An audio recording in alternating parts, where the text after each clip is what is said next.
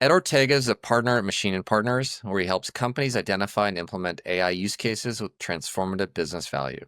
25 years of experience in digital product development and strategy, Ed specializes in turning AI from a buzzword into real impact, ensuring organizations make the right strategic bets instead of chasing hype. Today, Ed and I are going to discuss the pressure to deploy AI and how businesses can make smart, high-value decisions, and how AI is transforming business workflows. Ed, thanks for joining. Just curious. Thanks for having me here, Stu. I'm stoked to be here. Awesome.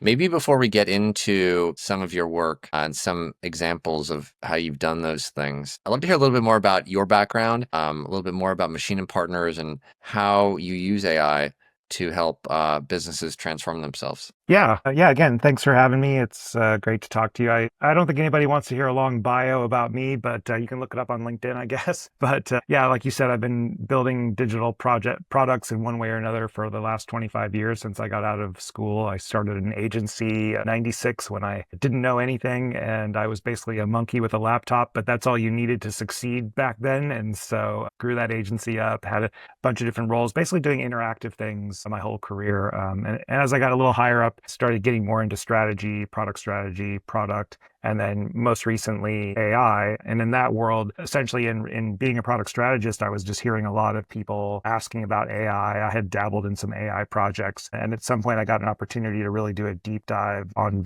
several AI projects, like real ones. And I came away from those experiences thinking, or realizing that the problem wasn't so much that it's hard to build AI stuff because there's all this tooling, there's lots of smart people. So when it comes to like deploying generative AI, it's really not like that hard, compared to the deep science of creating the models, which is hard, right? Right. But the actual putting them to use is really not that hard. The thing that I saw that was difficult was for company leaders to decide what to build, to know the technology well enough and kind of merge their understanding of what was possible with their business processes. And so that was kind of the emergence of Machine and Partners, spinning up a company that I thought would basically just be a strategy company to help people figure that out.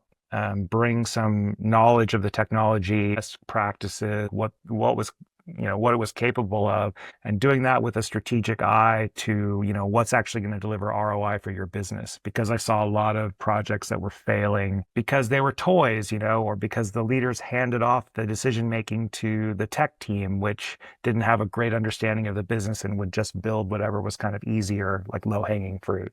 And so that was the original impetus. And it proved to be true. I mean, I think we're like super helpful in that phase, in the strategic phase. But what we realized a little bit later as the company matured was that it's not enough to just do the strategy and just do the thinking. You have to start building stuff, Right. not just to produce value and not just to deliver a product, but to even understand what's possible. Like you have to play and you have to explore and you have to test ideas. And that's really where our sweet spot is doing the strategy and then doing the early development to prove out the value and help decision makers make good decisions, and also to help onboard teams like tech teams to the technology. To give people a better sense of what that looks like, I'd love to walk through an example. Maybe you can tell us a story about when a customer or a client came to you with a problem, and then how you went about pursuing a solution, helping them better understand what they could do with AI and avoiding some of the challenges that you referenced just now. I'd love to start at the beginning. Yeah, so I'll start by sort of giving like kind of what I think a big insight that I've had over the last year which is that I think AI is offering us a paradigm change, meaning it's showing us that there's a completely new way to do things. And it's hard for people to get their heads around that, including myself. We tend to come at projects with one idea, right? Like people hire us with one idea. They say, we have this process and we want you to accelerate this process. We want this process to be more efficient. And as we dig in and start to play with it and start to learn how we can make it more efficient, we realize that, oh my gosh, you don't even need this process anymore. Like Yeah. you can just jump over the whole thing and get rid of it.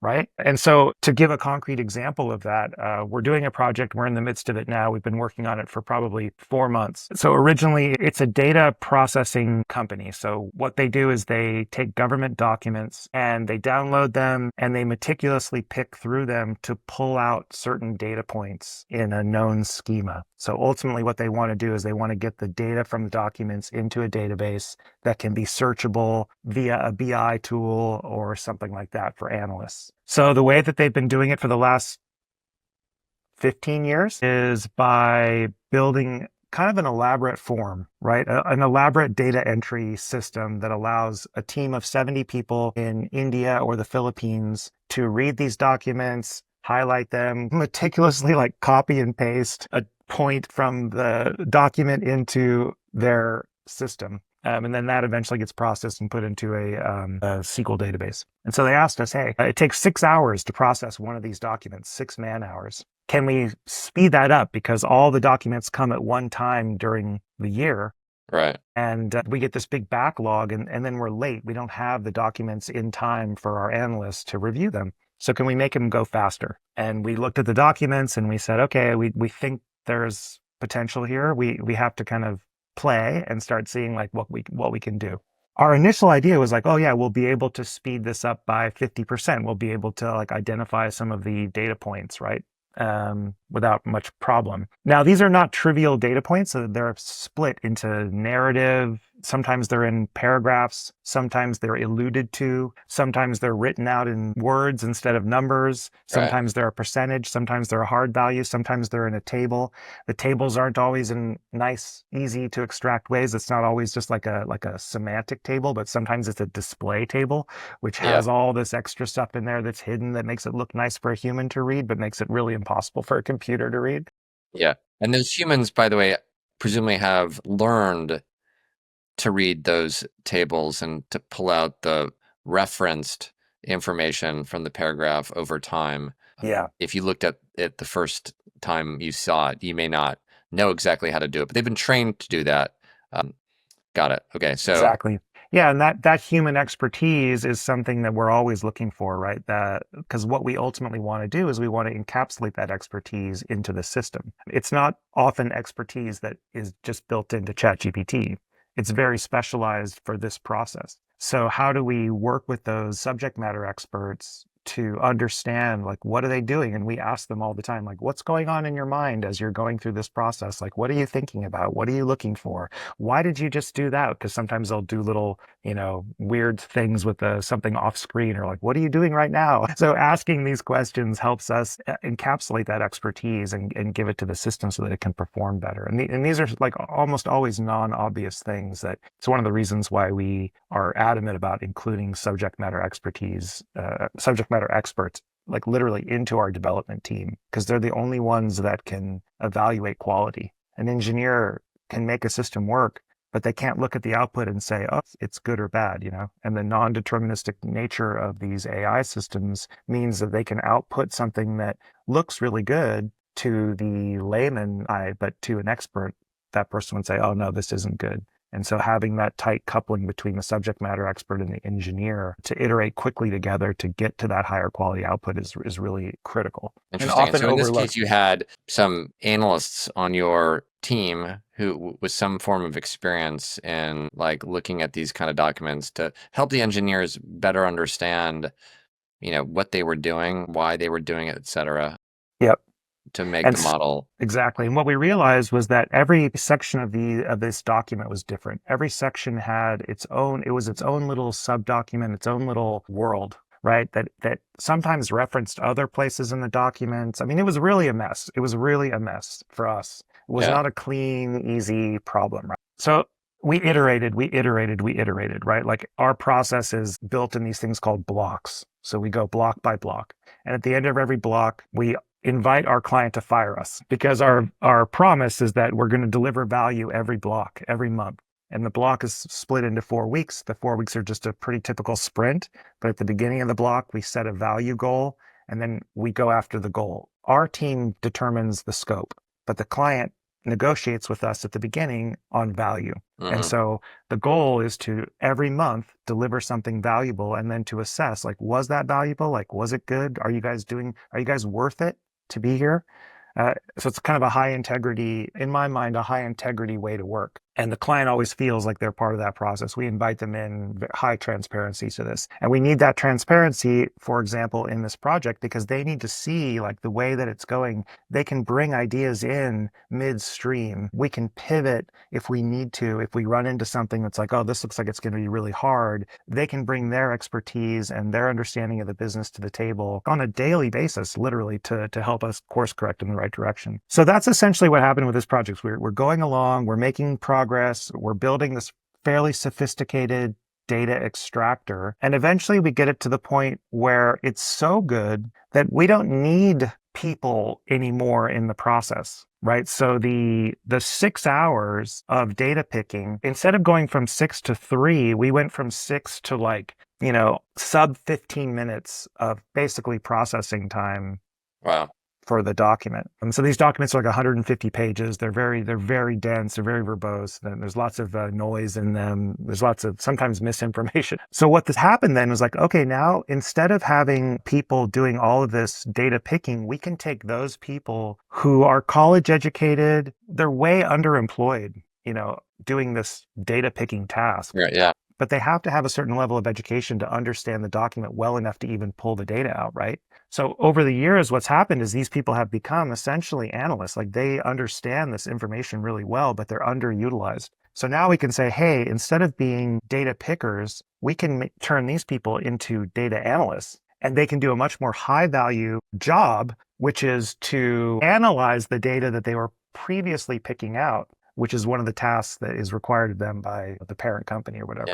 Yeah. Yeah. Okay, so the job moved from picking number one to validation because we still needed a human layer in there to validate the data. So the tool was transformed from a data picking tool to a data validating tool, which is a total different thing. And then the other thing that happened along the way, so this is the stuff that we didn't know was going to happen. Like we didn't know at the beginning that it was going to go this way. We weren't asked in a way to do this, right? Because we didn't know that it was even possible. So Yeah. it was only through exploration that we got to the point where we could do it. Okay, so then the other thing that happened that was really interesting is the tool that we built to do this data extraction, it has these side effects. Like by looking so closely at every section, so intently, it's capturing all this extra information that they didn't capture before.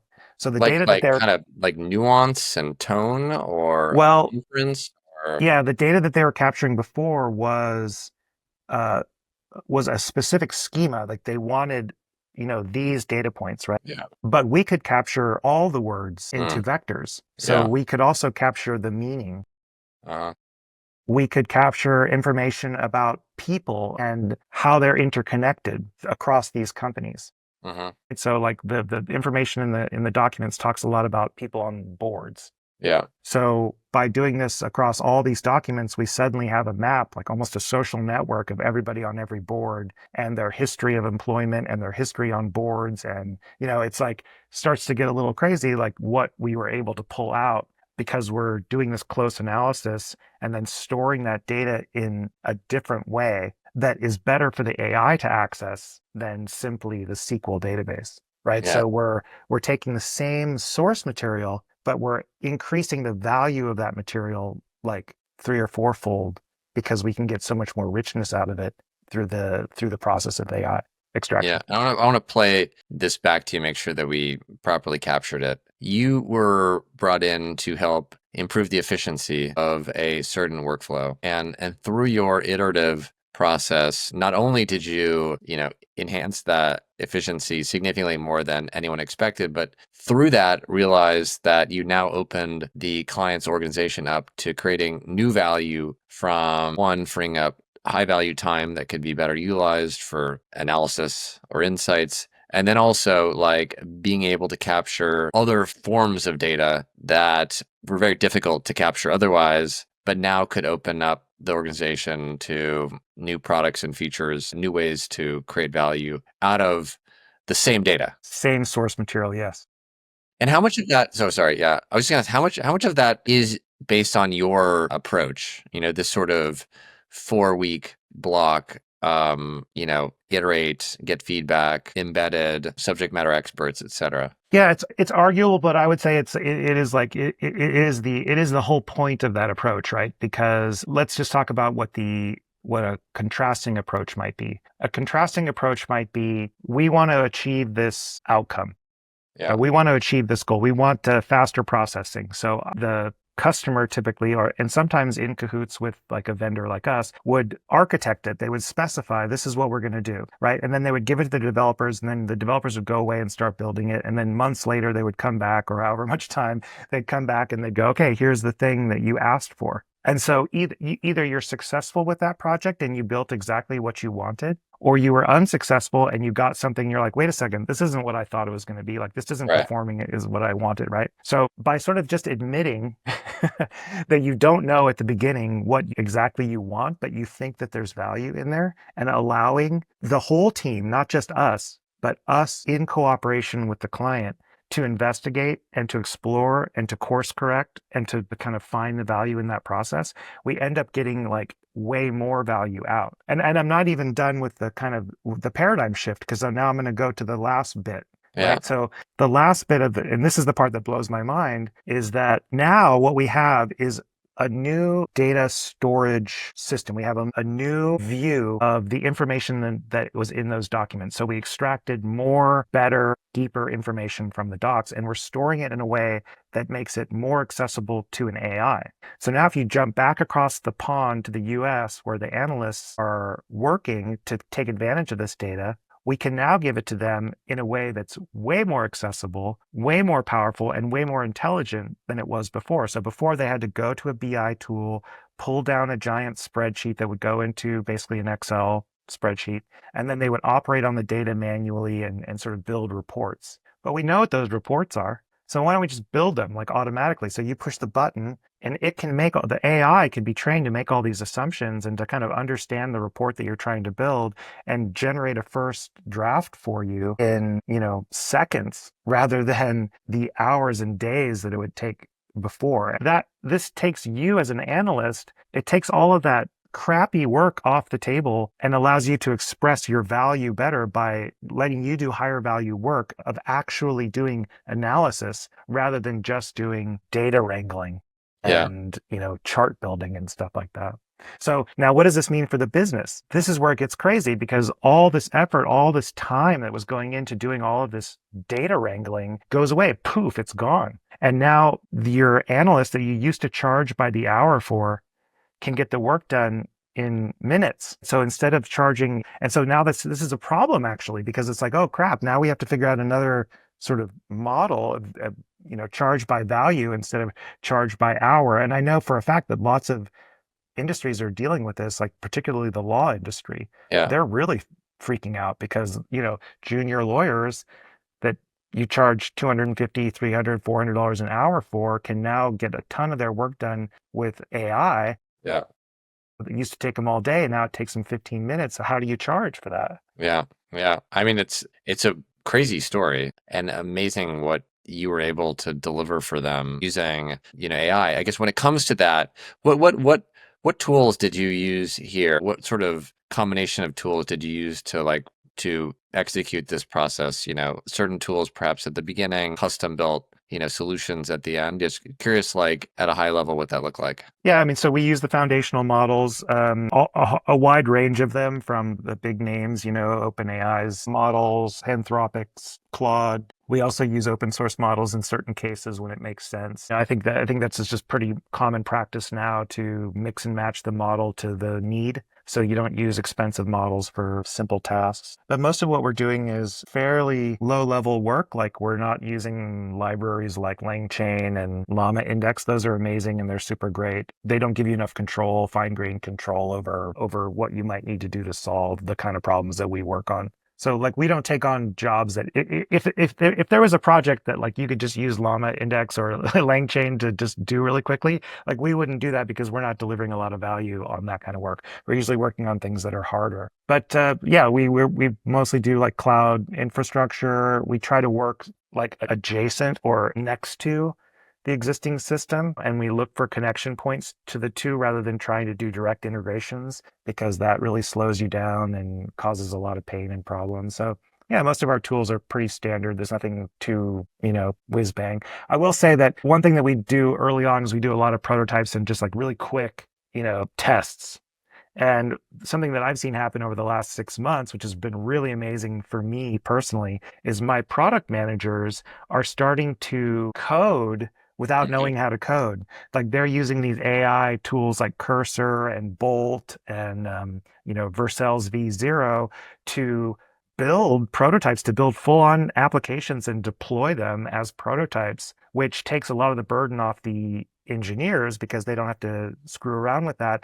And the product manager can work with the client to prototype and test and sort of get the rough shape of something first. And then we go to the engineer and we go, hey, this thing is basically working. We need to like pour gas on it and make it really awesome. And so this has been really delightful for me because it just wasn't possible. It just wasn't possible 2 years ago, a year ago. Yeah.